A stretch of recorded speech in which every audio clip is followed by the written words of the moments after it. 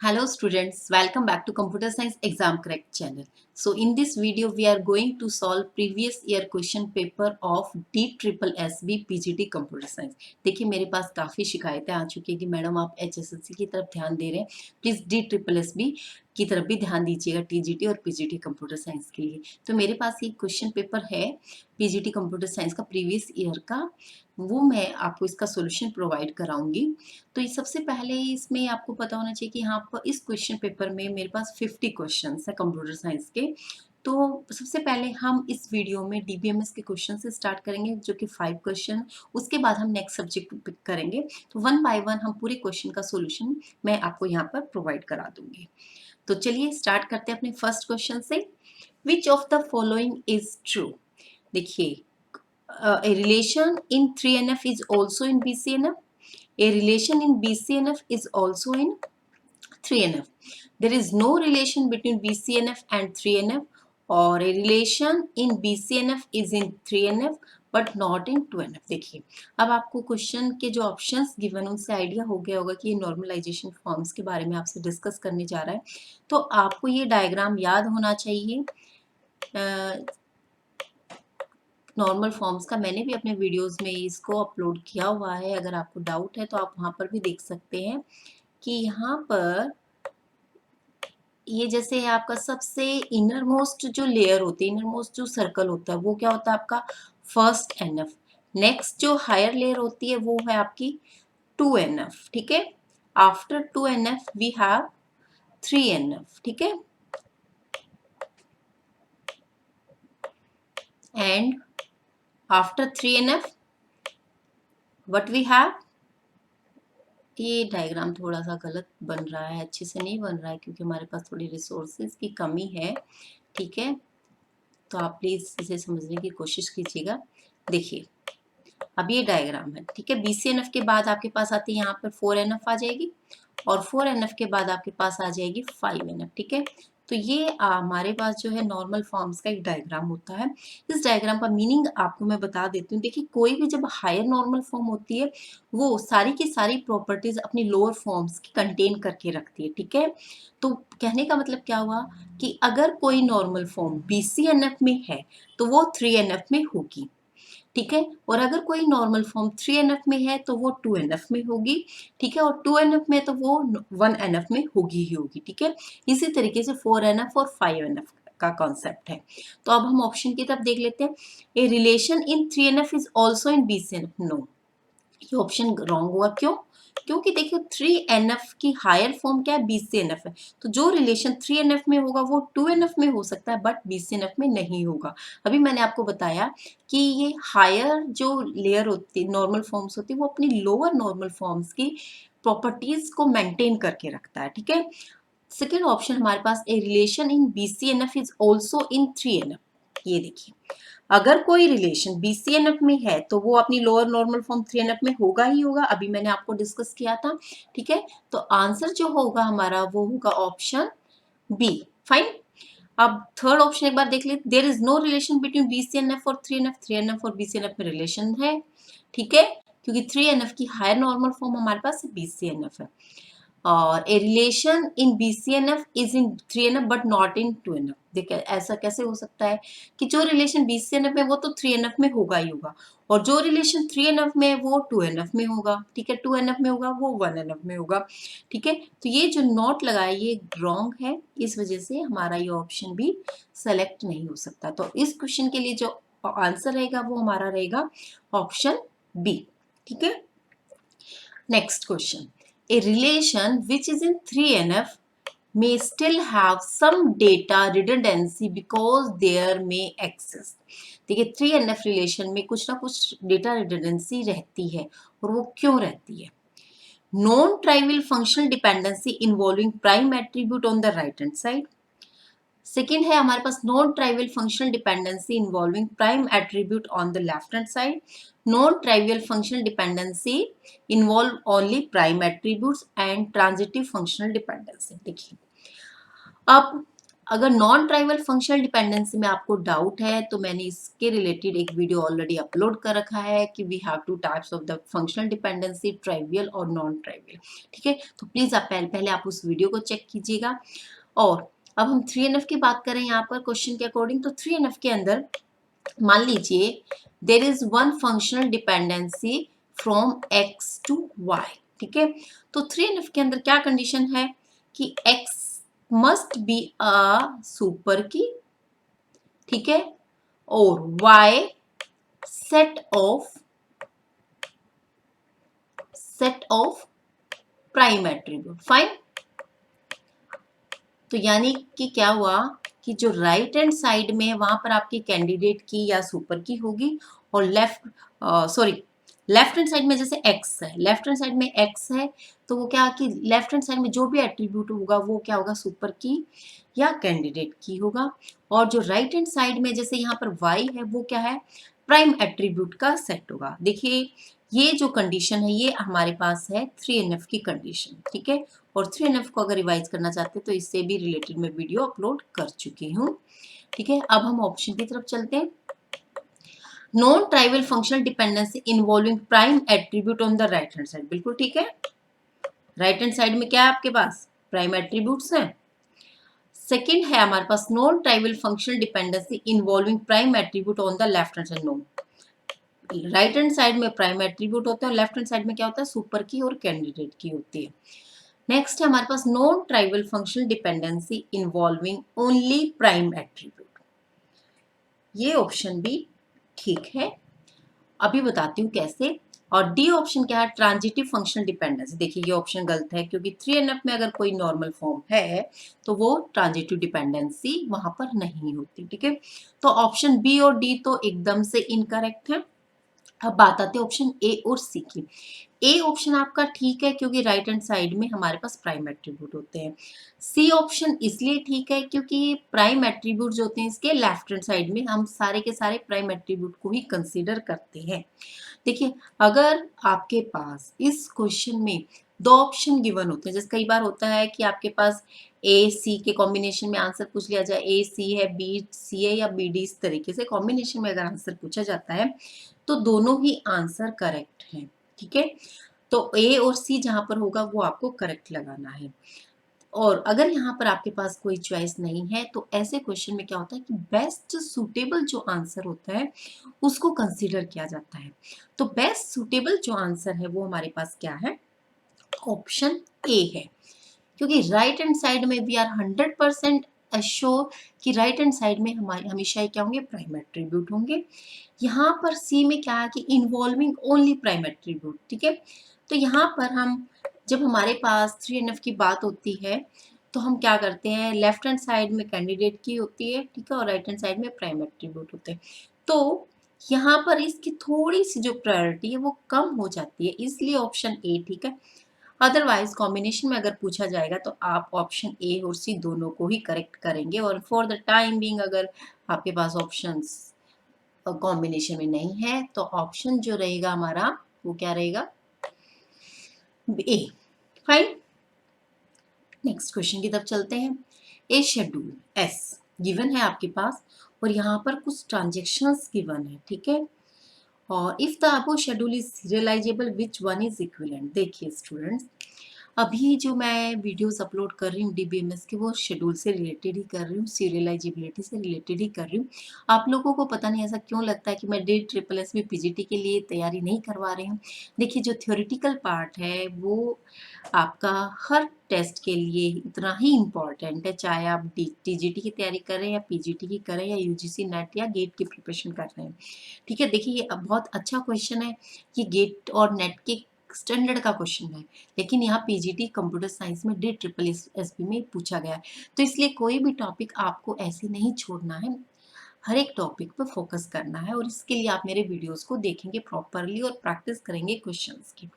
ठीक है, अब हम सॉल्यूशन देखते हैं। देखिए यहाँ पर जब शेड्यूल के क्वेश्चंस में करा रही थी तो इसमें मैंने आपको क्या बताया था कि किसी भी शेड्यूल को आप सीरियलाइजेबल कैसे कहेंगे, जब उसका एक नॉन कंकरेंट या एक पैरेलल शेड्यूल का आपके पास एक सीक्वेंशियल शेड्यूल बनता है तो हम उसे कहते हैं सीरियलाइजेबल। ठीक है, ठीक है। और सिक्वेंशियल में आपको पता है कि हमारे पास यहाँ पर 3 ट्रांजेक्शन है, T1 T2 और T3।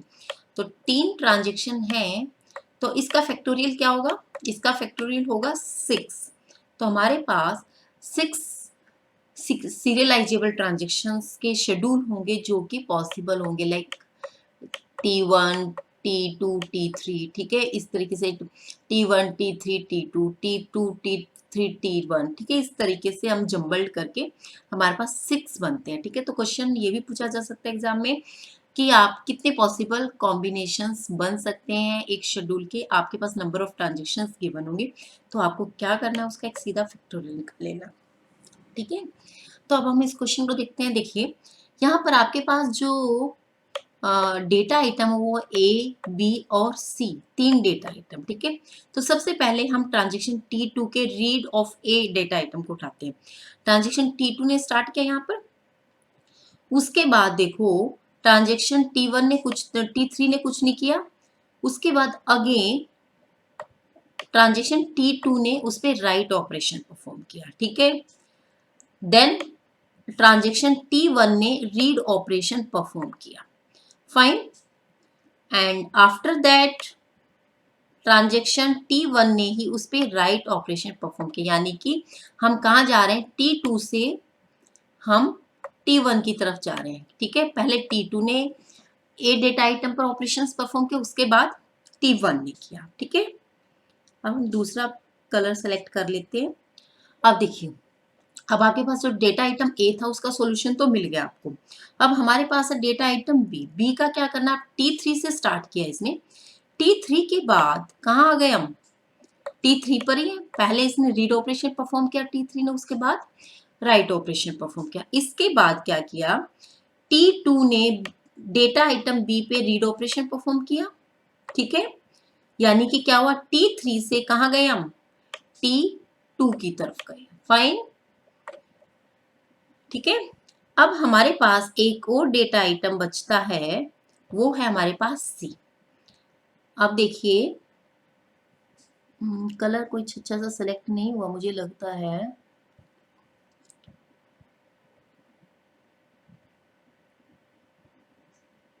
एक डार्क कलर ले लेते हैं, दिस वन।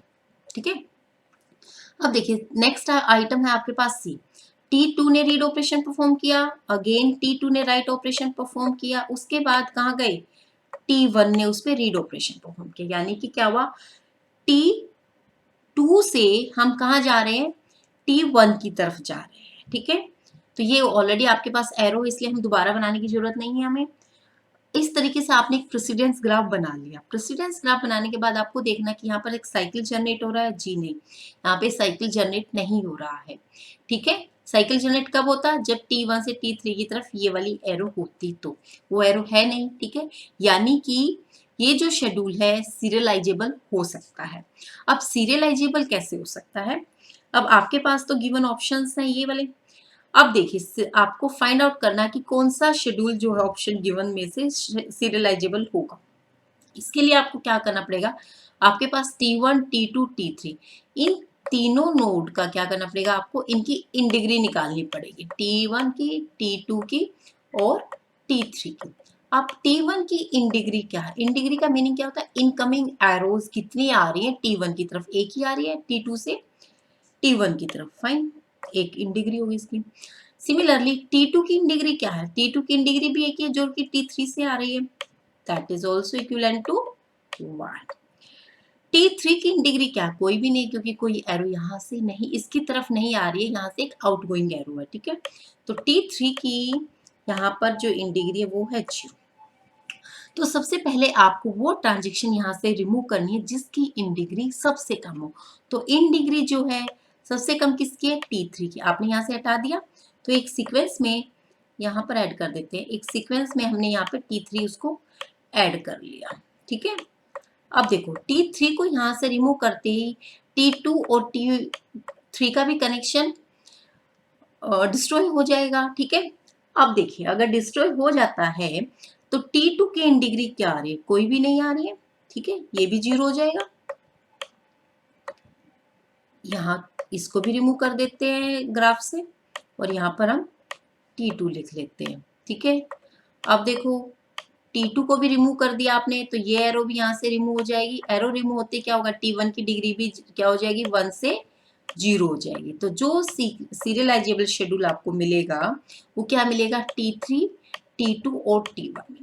तो ऑप्शन जो रहेगा ऑप्शन डी आपको करेक्ट आंसर मिल जाएगा। ठीक है, और भी अगर आपको प्रैक्टिस करनी है तो मेरे वीडियोस को देखिए, मैंने इसमें काफी सारे क्वेश्चंस करवा रखे हैं। ठीक है, व्यू सीरियलाइजेबिलिटी के ऊपर, कॉन्फ्लिक्ट सीरियलाइजेबिलिटी के ऊपर, तो उनमें बेसिक कॉन्सेप्ट यही है, प्लीज आप उन पे भी ध्यान दीजिएगा।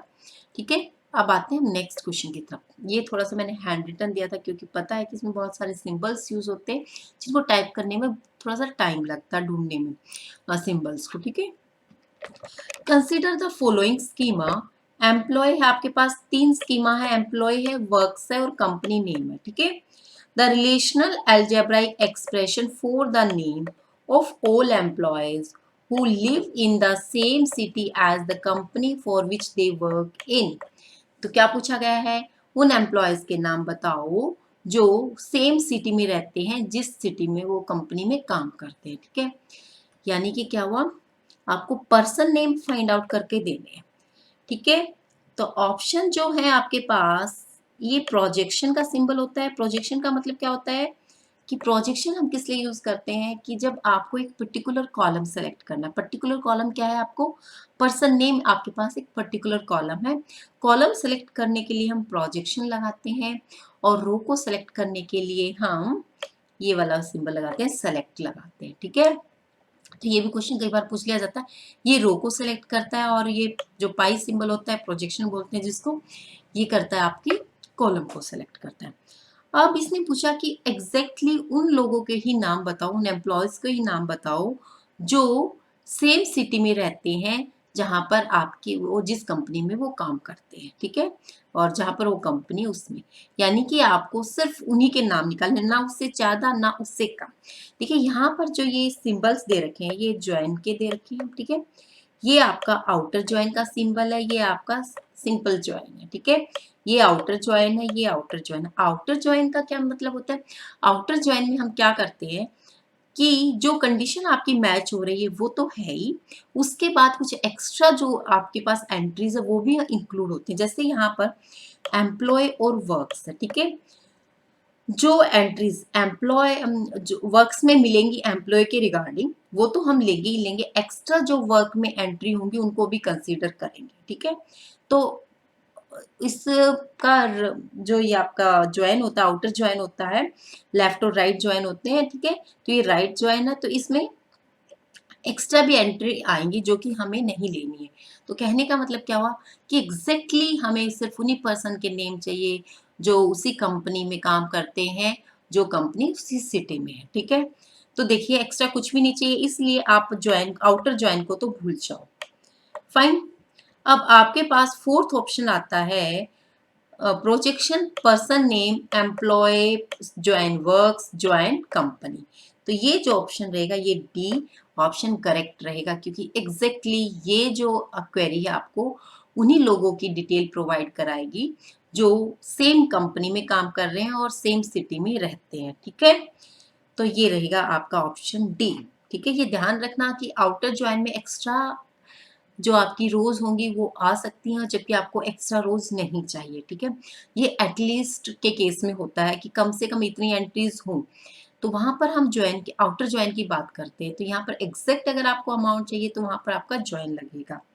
फाइन, अब है next question, consider the following table employ. आपके पास एक एम्प्लॉय टेबल है। ठीक है, इस एम्प्लॉय टेबल में 2 एंट्री है, एम्प्लॉय आईडी और सैलरी। आईडी क्या है, आपकी प्राइमरी की है। Consider the following queries for obtaining the ID with kth highest salary. ठीक है, आपको हाईएस्ट सैलरी निकालनी है। देखिए हाईएस्ट सैलरी निकालनी है तो आपको पता है कि हमारे जो हम एंट्रीज करते हैं 0 to k-1 करते हैं। ठीक है, k-1। ठीक है, यहाँ पर तो टोटल जो एंट्रीज होती हैं वो हमारी क्या होती है, यहाँ पर kth एंट्रीज हो जाती है। ठीक है, ये कॉन्सेप्ट आपको अच्छे से आता होगा क्योंकि एरे के केस में भी हम ये लेते थे। ठीक है, 0 1 2 और अप टू k-1 तक लिखते हैं। ये चीज समझ आई। अब हम देखते हैं ऑप्शन की तरफ। Select ID from employee where k equal to, देखो यहाँ पर where k equal to select count star from EMPE where E1 salary E1 dot salary greater than E dot salary.